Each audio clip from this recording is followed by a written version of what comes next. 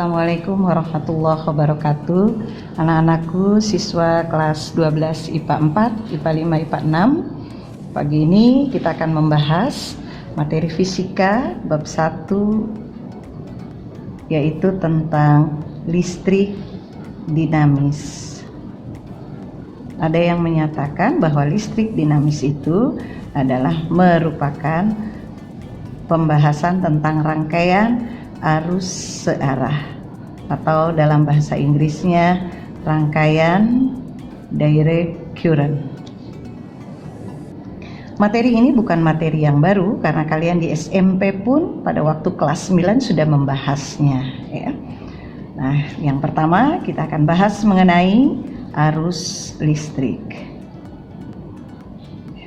Sebelumnya kita akan lihat dulu ada 3 rangkaian seperti ini. Ada gambar A, ada gambar B, ada gambar C. Di gambar A, lampu 1 tidak menyala. Di gambar B, lampu 2 tidak menyala. Di gambar C, lampu 3 menyala. Kenapa bisa demikian? Kita lihat dulu satu persatu. Gambar A, terlihat di sini ada sumber tegangan atau baterai, namun lampu tidak menyala. Hal ini disebabkan karena rangkaiannya terbuka, sehingga tidak ada arus listrik yang mengalir, maka lampu 1 tidak menyala. Kita lihat gambar B. Ini rangkaiannya tertutup, namun tidak ada sumber tegangan, sehingga tidak ada arus listrik yang mengalir di dalam rangkaian ini, maka lampu 2 tidak menyala.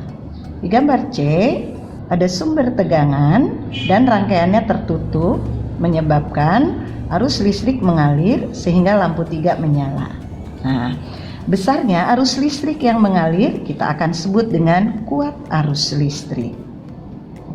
Kuat arus listrik itu adalah merupakan, kita simbolkan dengan huruf I, yaitu jumlah muatan listrik yang mengalir tiap satuan waktu.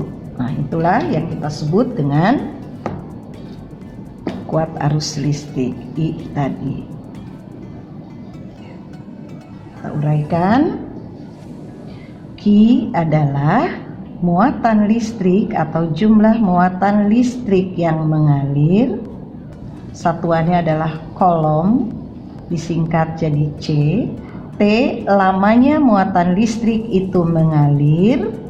Kita katakan dengan waktu, satuannya adalah detik atau sekon, kita simbolkan dengan S, dan I-nya adalah besarnya arus listrik atau kuat arus listrik. Ya, satuannya adalah ampere yang kita singkat dengan huruf A besar. Arus listrik mengalir karena ada beda potensial listrik, yaitu selalu mengalir dari potensial tinggi ke potensial rendah. Nah, jumlah muatan yang mengalir itu, yang mengalir adalah arus listrik tadi disebutnya, dan muatan yang bisa mengalir adalah elektron. Arah aliran kuat arus listrik dengan arah elektron berlawanan arah, ya. Berapa besar jumlah elektron yang mengalir? Kita simbolkan dengan N, yaitu Q per Qe.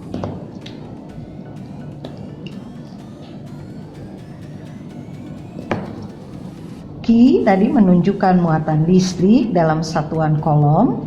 Qe adalah muatan untuk satu elektron. Nah, elektron itu partikel yang bermuatan negatif, jadi muatannya min 1,6 kali 10 pangkat min 19 kolom. Dan N-nya menunjukkan jumlah elektron yang mengalir. Kita lihat ada contoh soal di sini. Contoh soal,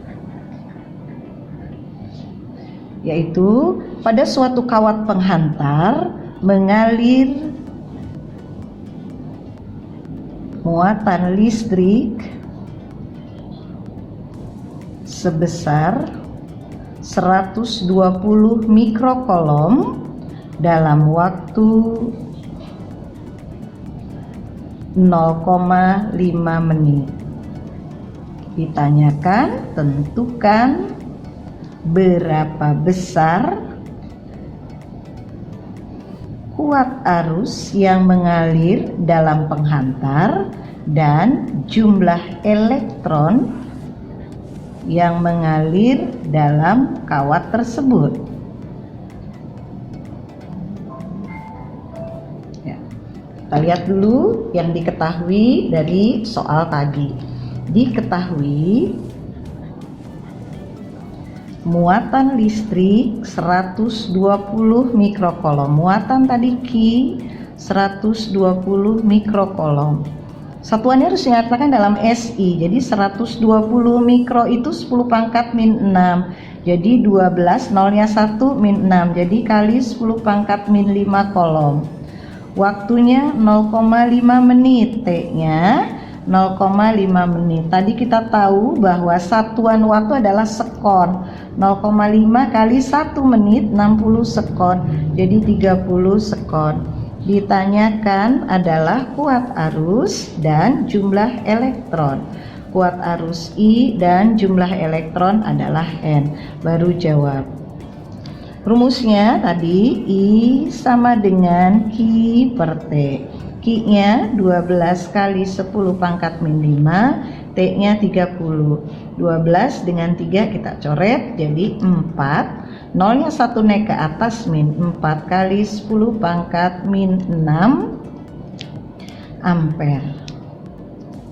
Kemudian mencari N, Q per QE tadi rumusnya. Q-nya tadi 12 kali 10 pangkat min 6 per QE-nya 1,6 kali 10 pangkat min 19. 12 dibagi 1,6-nya jadi 16. Pinjam 1 jadi min 20. Di atas 10 pangkat min 6. 10 pangkat min 20 naik ke atas 10 pangkat 20. 12 bagi 4 3, 16 bagi 4 4. Jadi 0,75 kali 10 pangkat min 6 dengan 20 berarti 10 pangkat 14. Pinjam 1 7,5 kali 10 pangkat 13. Ini jumlah elektron yang mengalir pada rangkaian tadi ya. Itu yang pertama, arus listrik. Yang kedua